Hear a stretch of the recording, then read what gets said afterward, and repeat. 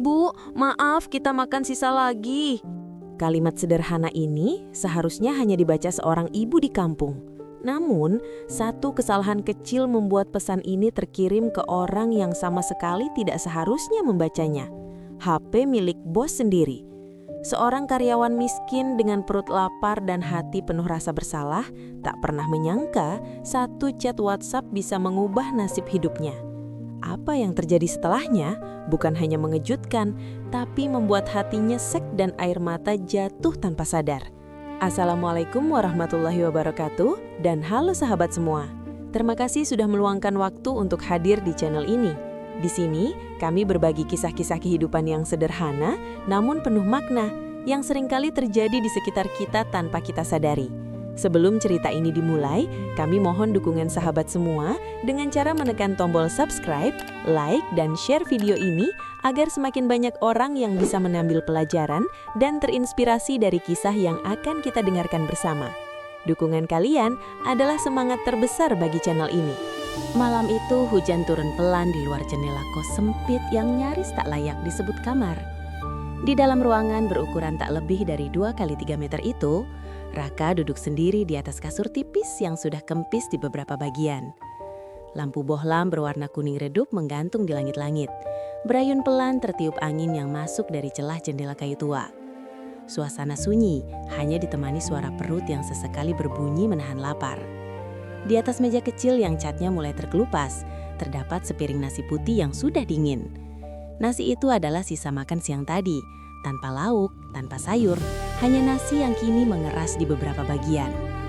Raka menatapnya lama, lalu menghela napas panjang. Bukan karena ia tak sanggup makan, melainkan karena ia merasa bersalah. Bersalah pada ibunya di kampung yang selalu berharap anaknya hidup layak di kota. Tangannya meraih ponsel murah yang layarnya sudah retak di sudut kanan. Dengan jari gemetar, ia membuka WhatsApp dan mengetik pesan yang selama ini selalu ia kirim dengan hati berat. "Ibu, maaf ya, hari ini kita makan sisa lagi, gaji belum turun." Setiap kata terasa seperti tusukan di dada. Ia membayangkan wajah ibunya yang mulai keriput, tersenyum sambil berkata bahwa semua baik-baik saja. Padahal Raka tahu, ibunya sering menahan lapar demi bisa mengirim sedikit uang kepadanya saat darurat. Air mata mulai menggenang di pelupuk matanya, tapi cepat ia seka. Ia tak ingin terlihat lemah, bahkan oleh dirinya sendiri. Tanpa memeriksa ulang nama kontak, Raka langsung menekan tombol kirim. Sebuah centang 2 muncul di layar. Ia meletakkan ponsel itu di samping piring nasi, lalu mulai menyuap perlahan, meski tenggorokannya terasa sempit. Ia tak tahu, di detik itulah sebuah kesalahan kecil telah terjadi. Kesalahan yang akan membuka pintu takdir yang sama sekali tidak pernah ia bayangkan sebelumnya. Pesan itu bukan terkirim ke ibunya, melainkan ke seseorang yang memegang kendali atas pekerjaannya, masa depannya, dan mungkin seluruh. Di sisi lain kota, jauh dari kos sempit Raka, sebuah rumah besar berdiri tenang di kawasan perumahan elit. Lampu-lampu taman menyala hangat, memantulkan bayangan pohon palem yang tertata rapi. Di ruang tamu yang luas dan bersih, Pak Arman duduk di sofa empuk berwarna coklat tua. Televisi menyala tanpa suara, hanya menampilkan berita malam yang tak benar-benar ia perhatikan. Pak Arman adalah sosok yang dikenal tegas di kantor. Rambutnya yang mulai memutih selalu tersisir rapi, kemeja mahal melekat sempurna di tubuhnya. Banyak karyawan segan bahkan sekadar menatap matanya. Namun malam itu wajahnya terlihat lelah. Seharian rapat, angka, dan target membuat kepalanya penuh. Ia menghela napas panjang, lalu mengambil ponsel yang tergeletak di meja kaca. Tepat saat itu ponsel tersebut bergetar pelan. Notifikasi WhatsApp muncul di layar. Nama pengirimnya membuat alis Pak Arman sedikit terangkat. Raka, staf administrasi. Ia mengenali nama itu, karyawan baru, pendiam, selalu datang paling pagi dan pulang paling akhir. Jarang berbicara tapi pekerjaannya rapi. Pak Arman sempat berpikir anak muda itu terlalu kurus untuk ukuran orang kota. Dengan dahi berkerut, Pak Arman membuka pesan tersebut. Matanya menyapu baris demi baris kalimat yang masuk. "Ibu, maaf ya, hari ini kita makan sisa lagi, gaji belum turun." Tangannya yang memegang ponsel mendadak terasa berat. Wajahnya membeku. Ia membaca ulang pesan itu, pelan seolah memastikan matanya tidak salah melihat. Ruangan yang tadi terasa nyaman mendadak sunyi. Suara detik jam dinding terdengar semakin jelas. "Ibu," gumamnya, lirih. Pak Arman menurunkan ponsel perlahan. Ada sesuatu yang mencubit dadanya. Bukan marah, bukan juga kesal, melainkan perasaan asing yang sudah lama tidak ia rasakan, perasaan iba yang dalam. Ia membayangkan seorang anak muda di kamar sempit, makan nasi sisa, menulis pesan itu dengan rasa bersalah. Tanpa sadar, ingatannya melayang puluhan tahun ke belakang, ke masa ketika ia sendiri pernah mengirim pesan serupa kepada ibunya, dengan uang pas-pasan dan mimpi yang hampir patah. Tangannya mematah Pak Arman menatap layar ponsel itu lama, jarinya seolah ingin membalas namun berhenti di udara. Ia tahu, pesan itu jelas bukan untuknya, namun malam itu takdir telah memilihnya sebagai saksi dari sebuah kenyataan yang selama ini tersembunyi di balik seragam rapi dan senyum karyawan di kantornya. Ponsel itu kembali ia letakkan di meja, namun pikirannya tak lagi tenang. Satu pesan sederhana telah mengguncangkan hati seorang bos yang selama ini terlihat dingin dan tak tersentuh. Beberapa menit setelah pesan itu terkirim, Raka masih duduk memandangi piring nasi di depannya. Sendoknya berhenti di udara, tak jadi menyuap. Entah kenapa, perasaannya tiba-tiba tidak enak. Ada rasa gelisah yang muncul tanpa sebab, seperti firasat buruk yang pelan-pelan merayap di dada. Ia meraih ponselnya kembali, berniat memastikan apakah ibunya sudah membaca pesan tersebut. Layar menyala, dan detik itu juga dunia Raka seakan berhenti berputar. Nama kontak di bagian atas layar membuat napasnya tercekak. Pak Arman, direktur. Matanya membelalak. Jantungnya berdegup begitu keras hingga terasa di pelipis. Tangan yang memegang ponsel langsung gemetar hebat. Raka mengusap matanya berkali-kali, berharap ini hanya halusinasi karena terlalu lelah dan lapar. Namun tulisan itu tetap ada, tak berubah, tak menghilang. Ya Allah, bisiknya lirih, suaranya hampir tak keluar. Ponsel itu terlepas dari genggamannya dan jatuh ke atas kasur tipis. Raka menutup wajah dengan kedua tangan. Napasnya memburu. Keringat dingin mengalir di punggung meski udara malam terasa dingin. Dalam hitungan detik, berbagai kemungkinan terburuk berputar di kepalanya. Dipecat, dipermalukan, dicemooh di kantor. Semua mimpi yang ia bangun dengan susah payah seakan runtuh seketika hanya karena satu kesalahan kecil. Ia membayangkan wajah Pak Arman yang terkenal dingin membaca pesan memalukan itu. Pesan tentang makan sisa, tentang gaji yang belum turun, tentang kemiskinan yang selama ini ia sembunyikan rapat-rapat. Raka menekan dadanya sendiri, mencoba menenangkan detak jantungnya. Ia ingin menarik kembali pesan itu, tapi waktu sudah terlambat. 2 centang biru belum muncul, namun baginya itu tak lagi penting. Pesan itu sudah terkirim, sudah terbaca atau belum, tetap saja kesalahannya tak bisa diperbaiki. Air mata menetes satu persatu jatuh ke spray lusuh. Ia merasa sangat kecil malam itu, bukan hanya sebagai karyawan, tapi sebagai manusia yang gagal menjaga harga dirinya sendiri. Ia teringat pesan ibunya pagi tadi yang menanyakan apakah ia sudah makan. Raka mentertawakan dirinya sendiri dengan getir. Apapun yang terjadi besok, aku harus siap, gumamnya. Ia berbaring miring, menatap langit-langit kamar yang penuh noda lembab. Matanya terbuka lebar, tak mampu terpejam. Setiap detik terasa begitu panjang. Setiap bunyi notifikasi membuat jantungnya kembali berdegup kencang. Malam itu, Raka tidak benar-benar tidur. Ia hanya menunggu pagi dengan ketakutan yang menyesakkan dada, tanpa tahu bahwa kesalahan fatal itu justru sedang mengubah arah hidupnya secara perlahan. Pagi datang tanpa memberi kelegaan. Raka bangun dalam keadaan mata sembab dan kepala berat. Seolah semalaman ia memikul beban yang tak terlihat. Ia hampir tidak tidur. Setiap kali memejamkan mata, bayangan pesan itu kembali muncul di benaknya. Lengkap dengan nama kontak yang salah. Pak Arman, direktur. Udara pagi terasa dingin saat Raka bersiap berangkat kerja. Ia berdiri lama di depan cermin kecil yang retak di sudut, menatap wajahnya sendiri. Wajah pucat, mata merah, dan senyum yang tak bisa dipaksakan. Ia merapikan kemeja satu-satunya yang masih layak pakai, meski warnanya sudah memudar. Di dalam hatinya ia bertanya-tanya, apakah hari ini ia masih pantas mengenakan seragam ini? Perjalanan menuju kantor terasa lebih panjang dari biasanya. Setiap suara motor, setiap klakson, seolah menambah detak jantungnya. Di dalam angkot, Raka duduk diam, menatap keluar jendela tanpa benar-benar melihat apapun. Pikirannya dipenuhi kemungkinan terburuk. Ia membayangkan dipanggil ke ruang bos, menerima surat pemecatan, lalu pulang dengan tangan kosong dan kepala tertunduk. Sesampainya di kantor, suasana pagi berjalan seperti biasa. Karyawan lalu lalang, bercanda ringan, sebagian sibuk dengan kopi dan laptop. Semua tampak normal, terlalu normal. Tidak ada tatapan aneh, tidak ada busikan, tidak ada panggilan mendadak. Justru ketenangan itu membuat Raka semakin gelisah. Ia duduk di mejanya, membuka komputer dan mencoba bekerja.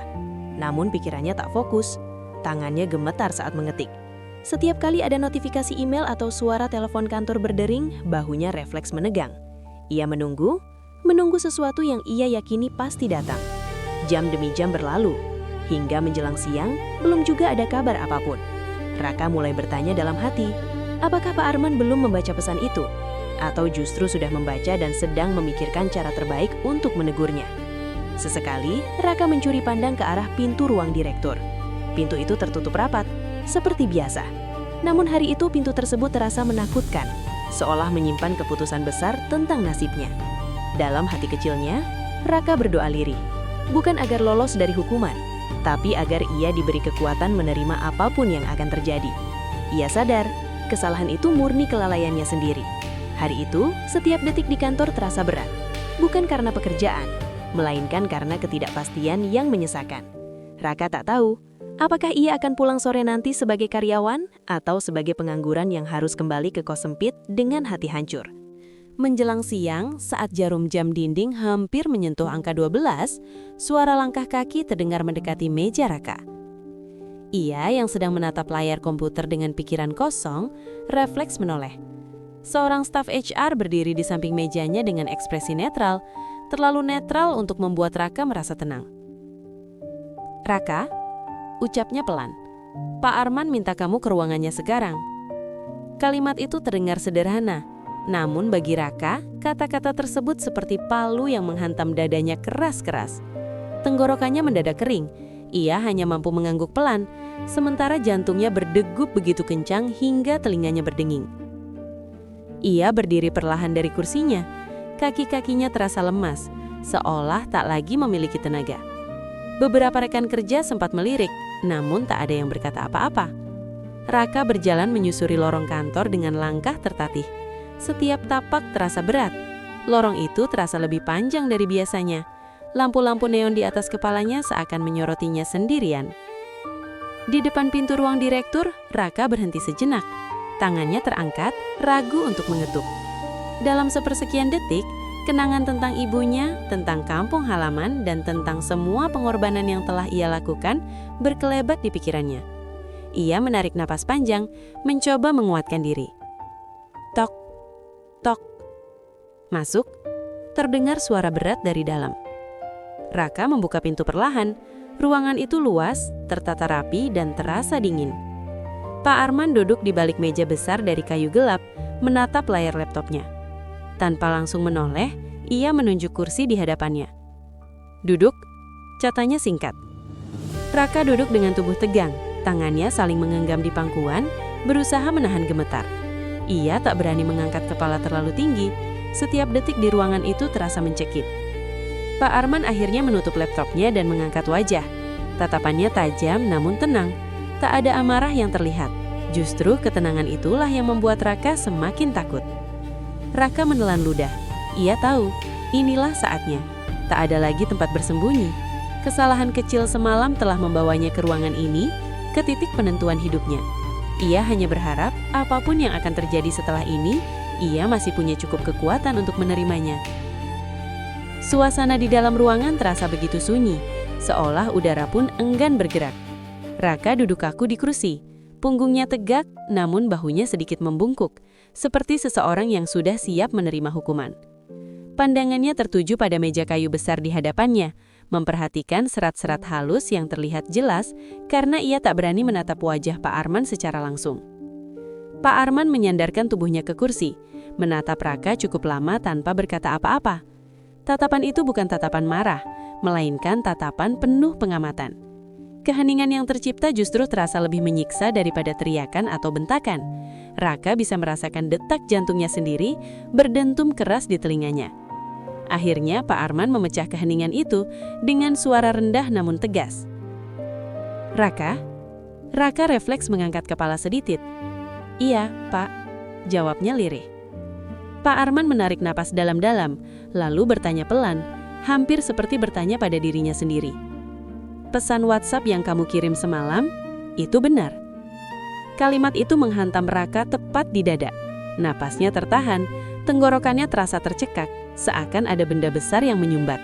Ia tahu, inilah pertanyaan yang paling ia takuti sejak semalam. Tak ada jalan untuk menghindar. Dengan kepala tertunduk, Raka mengangguk perlahan. Air matanya mulai menggenang, namun ia berusaha menahannya. Dengan kepala tertunduk, Raka mengangguk perlahan. Air matanya mulai menggenang, namun ia berusaha menahannya. "Iya, Pak, itu benar," jawabnya dengan suara bergetar. Pak Arman tak langsung berkata apa-apa. Ia hanya mengamati reaksi Raka. Tangan yang gemetar, bahu yang tegang, dan mata yang berusaha keras menahan tangis. Beberapa detik terasa seperti menit. Raka menarik napas, lalu menjelaskan dengan suara hampir tak terdengar.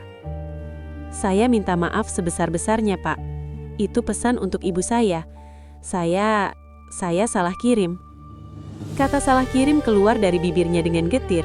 Ia tak lagi mampu menahan air mata. Butiran bening itu jatuh satu persatu ke pangkuannya. Raka merasa seluruh pertahanannya runtuh. Harga diri yang selama ini ia jaga rapat, kini terbuka begitu saja di hadapan atasannya.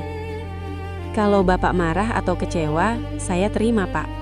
Kalau saya harus diberi sanksi bahkan dipecat, saya juga terima." Kalimat terakhir itu membuat suaranya pecah. Raka menunduk lebih dalam, menyerah sepenuhnya pada keadaan. Dalam hatinya ia hanya berdoa agar ia diberi kekuatan untuk tetap berdiri setelah hari ini berlalu. Namun yang tidak sadari Raka, di balik meja besar itu, hati Pak Arman justru sedang bergetar hebat. Bukan oleh amarah, melainkan oleh sebuah kebenaran pahit yang baru saja ia dengar secara langsung. Raka masih tertunduk ketika Pak Arman kembali berbicara. Kali ini suaranya tak lagi setegas sebelumnya. Ada nada lembut yang samar, hampir tak terlihat, namun cukup untuk membuat Raka mengangkat wajahnya perlahan. "Ceritakan," ujar Pak Arman singkat. "Ceritakan semuanya." Kalimat itu menjadi pintu yang akhirnya membuka seluruh isi hati Raka. Ia mengusap wajahnya dengan telapak tangan, mencoba menenangkan diri. Napasnya terputus-putus, tapi ia tahu ia tak bisa lagi menahan semuanya sendiri. "Ibu saya tinggal di kampung, Pak," Raka memulai dengan suara gemetar. "Di rumah kecil peninggalan bapak. Bapak saya meninggal 3 tahun lalu. Sejak itu, ibu sendirian." Raka berhenti sejenak, menelan ludah. Matanya berkaca-kaca saat ingatannya melayang ke sosok ibu yang setiap pagi menelpon hanya untuk memastikan anaknya sudah makan. Ibu sering sakit-sakitan sekarang. Asam lambung, tekanan darah, kadang sampai pingsan. Tapi beliau selalu bilang baik-baik saja, Pak. Selalu bilang jangan khawatir. Ia menarik nafas dalam, lalu melanjutkan. "Gaji saya, sebagian besar saya kirim ke kampung. Bukan karena saya ingin terlihat berbakti, Pak. Tapi karena kalau saya tidak kirim, ibu tidak makan dengan layak." Suasana ruangan kembali sunyi. Hanya suara Raka yang terdengar, penuh kejujuran yang tak dibuat-buat. "Saya sering bilang ke ibu kalau saya makan enak di kota," katanya lirih. "Padahal seringnya saya makan apa adanya. Kadang cuma nasi dan garam, kadang nasi sisa. Tapi saya nggak pernah merasa rugi." Air mata Raka kembali jatuh. Tangannya mengepal, seolah menahan rasa sesak di dadanya. "Yang berat itu, Pak, bukan laparnya, tapi rasa bersalah ke ibu. Saya takut beliau tahu kalau anaknya hidup susah. Saya takut beliau kepikiran." Raka mengangkat wajahnya dan menatap Pak Arman untuk pertama kalinya dengan mata basah. "Saya nggak pernah berniat mengeluh ke Bapak. Pesan itu murni buat ibu saya, karena hanya ke beliau saya bisa jujur." Suaranya melemah di akhir kalimat. "Saya tidak lapar, Pak, sungguh.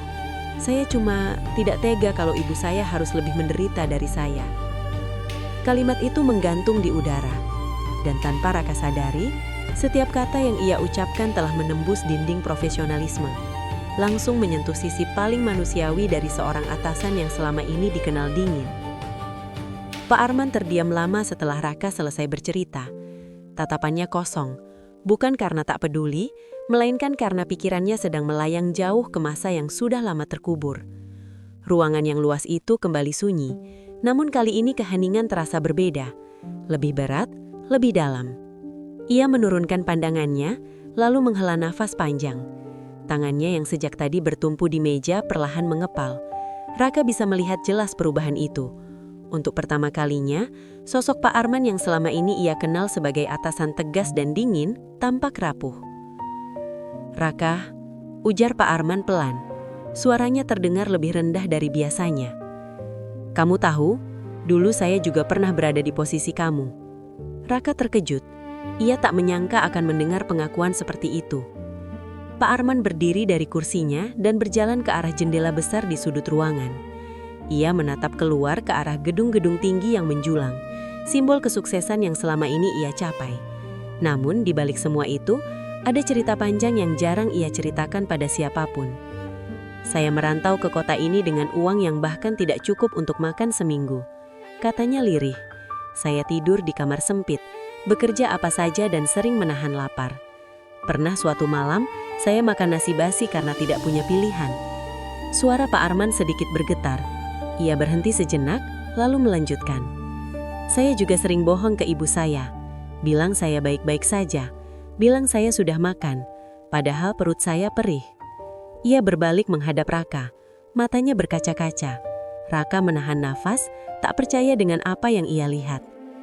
"Pesanmu itu," lanjut Pak Arman, "menghantam saya lebih keras dari yang kamu bayangkan. Bukan karena salah kirimnya, tapi karena isinya." Pak Arman mengusap sudut matanya dengan cepat, seolah tak ingin kelemahannya terlihat terlalu jelas. "Saya menangis semalam, Raka. Bukan karena kamu, tapi karena saya teringat betapa kejamnya hidup di masa-masa awal perjuangan." Ia kembali duduk, menatap Raka dengan pandangan berbeda. Bukan lagi sebagai atasan dan bawahan, melainkan sesama manusia yang pernah terluka oleh keadaan. "Kamu mengingatkan saya bahwa di balik laporan, target, dan angka-angka, ada manusia yang berjuang dengan caranya masing-masing," ucapnya pelan. Raka terdiam. Dadanya terasa hangat sekaligus sesak. Ia tak pernah menyangka satu pesan yang salah alamat telah membuka luka lama dan sekaligus menumbuhkan empati yang selama ini tersembunyi di hati seorang bos. Malam itu, Raka duduk di kamar kos yang sama. Ukurannya tak berubah, cat dindingnya masih mengelupas, dan lampu kuning redup tetap menggantung di langit-langit. Namun, suasananya berbeda. Tidak ada lagi rasa sesak yang menekan dada. Tidak ada lagi ketakutan yang membuat malam terasa panjang. Ponselnya tergeletak di atas meja kecil.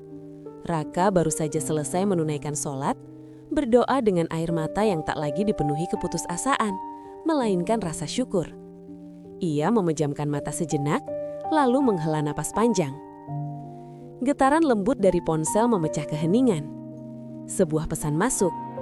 Nama pengirimnya membuat Raka sedikit terkejut. "Pak Arman."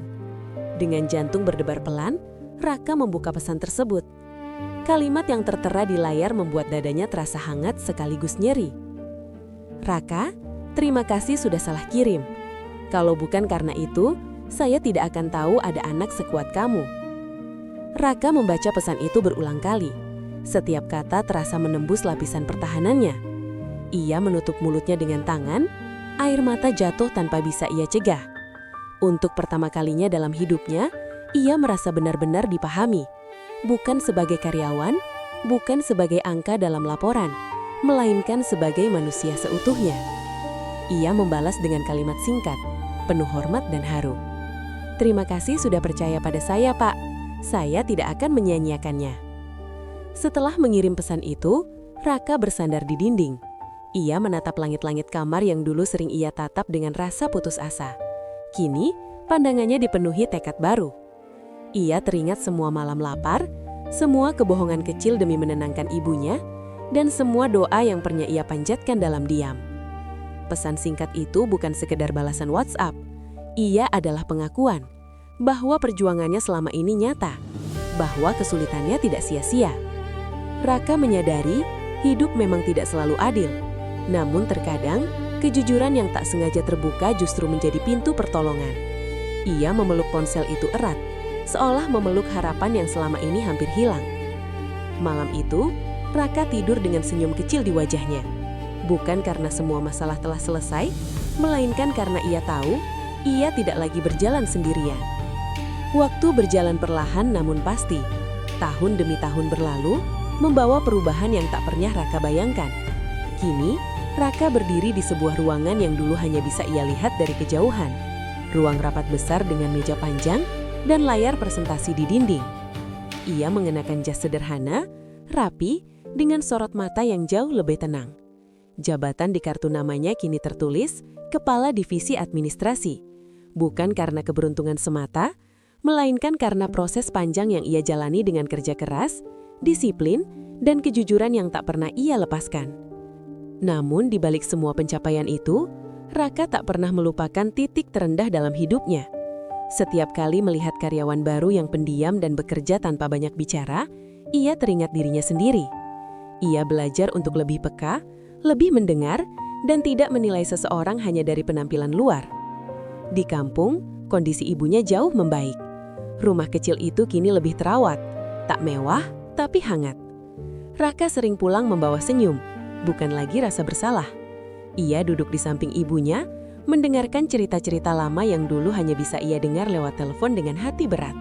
Satu hal yang tak pernah berubah, kebiasaan Raka mengirim pesan setiap hari. "Ibu, Raka sudah makan. Ibu, doakan Raka ya." Pesan-pesan sederhana itu kini bukan lagi kebohongan kecil untuk menenangkan hati, melainkan kejujuran yang lahir dari rasa syukur. Di suatu sore, Raka berdiri di dekat jendela kantornya, memandang kota yang dulu terasa kejam.